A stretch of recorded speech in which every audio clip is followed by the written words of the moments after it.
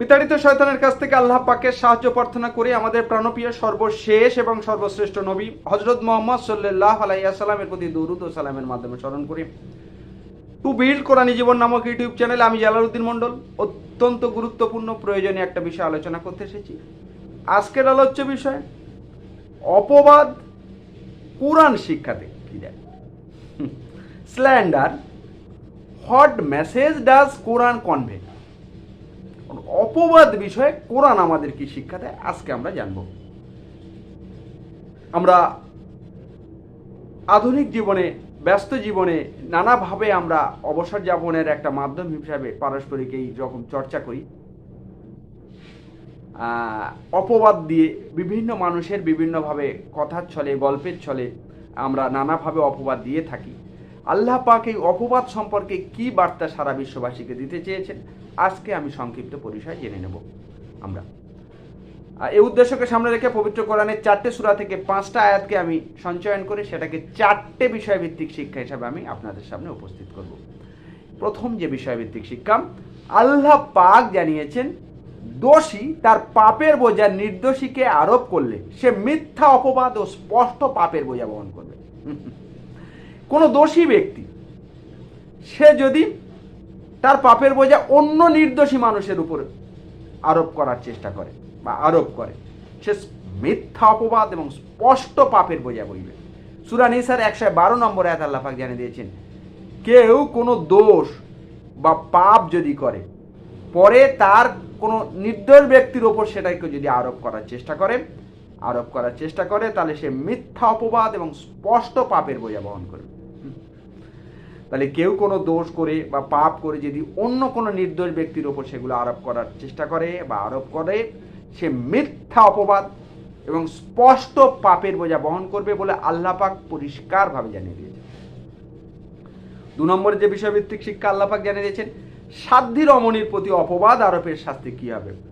সতী সাথী যারা পবিত্র নারী তাদের প্রতি যদি কেউ অপবাদ আরোপ করে তাদের শাস্তি কি হবে আল্লাহ পাক জানিয়ে দিয়েছেন। সূরা নূরের 4 নম্বর আয়াত আল্লাহ পাক জানিয়ে দিয়েছেন, যারা সাধ্বী রমণীর প্রতি অপবাদ আরোপ করে, সতী সাথী পবিত্র নারী প্রতি কেউ যদি অপবাদ আরোপ করে এবং তার সম্পর্কে যদি 4 জন, কম করে 4 জন যদি সাক্ষী উপস্থিত না করে, প্রত্যক্ষ 4 জন সাক্ষী না থাকলেও যদি তারা সাধ্বী রমণীর প্রতি অপবাদ আরোপ করে, তারাকে 80 বার কষাঘাত করতে বলেছেন।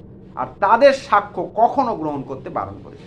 ওদের সাক্ষ্য কখনো গ্রহণ করবেন না, ওদেরকে 80 বার কষাঘাত করে। যারা সতী সাধ্বী রমণীর প্রতি যারা অপবাদ আরোপ করে এবং তার পক্ষে অন্তত 4 জন সাক্ষী থাকে না, প্রত্যক্ষ সাক্ষী যারা থাকে না, কেননা ওরা সত্য ত্যাগী বলে আল্লাহ পাক জানিয়ে দিয়েছেন। 3 নম্বর যে বিষয়ভিত্তিক শিক্ষা আল্লাহ পাক জানিয়ে দিয়েছেন, কারা মিথ্যা অপবাদ এবং স্পষ্ট পাপের বোঝা বইবে। সূরা আহজাবের 57 থেকে 58 নম্বর আয়াত আল্লাহ পাক জানিয়ে দিয়েছেন, যারা আল্লাহর সম্বন্ধে যারা মন্দ বলে এবং রাসূলকে কষ্ট দেয়, আল্লাহ তো তাদের ইহকাল পরকালে অভিশপ্ত করবেন, ছাড়বেন না আল্লাহ পাক। আল্লাহর সম্বন্ধে যারা মন্দ বলবে, খারাপ বলবে, রাসূলকে যারা কষ্ট দেবে, আল্লাহ তাদের ইহকালে, পার্থিব জীবনে, পৃথিবীর জীবনে এবং পরকালে, দুটো কালে তাদের অভিশপ্ত করবেন। তারা অভিশপ্ত হয়ে থাকবে দুটো কালে। আর কি বলছেন, আর তাদের জন্য কি করবেন, তার দুটো কালে অভিশপ্ত হয়ে থাকবে, আর তিনি তাদের জন্য অপমানকর শাস্তি রেখেছেন। অপমানকর শাস্তি তাদের জন্য রেখেছেন।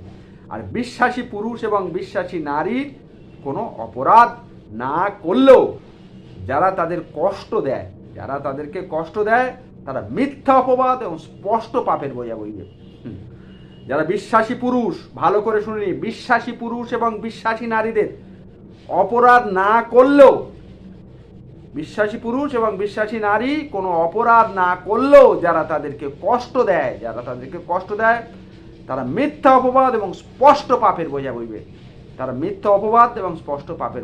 বইবে, আল্লাহ পাক তাদের সেই বহন করাবেন। তারপরে 4 নম্বর যে বিষয়ভিত্তিক শিক্ষা, যেটা শেষ, সামনে ও পিছনেও নিন্দাকারীর জন্য দুর্ভোগ কামনা করেছেন। কে? স্বয়ং আল্লাহ পাক পিছনে এবং সামনে নিন্দাকারীদের জন্য দুর্ভোগ কামনা করেছেন। সূরা হুমাযার 1 নম্বর আয়াত আল্লাহ পাক জানিয়ে দিয়েছেন, দুর্ভোগ প্রত্যেকের জন্য, দুর্ভোগ সেই সব প্রত্যেকের জন্য যারা সামনে ও পিছনে লোকের নিন্দা করে। সামনে কিংবা পিছনে লোকের নিন্দা করে যারা, তাদের জন্য দুর্ভোগ কামনা করেছে স্বয়ং আল্লাহ পাক।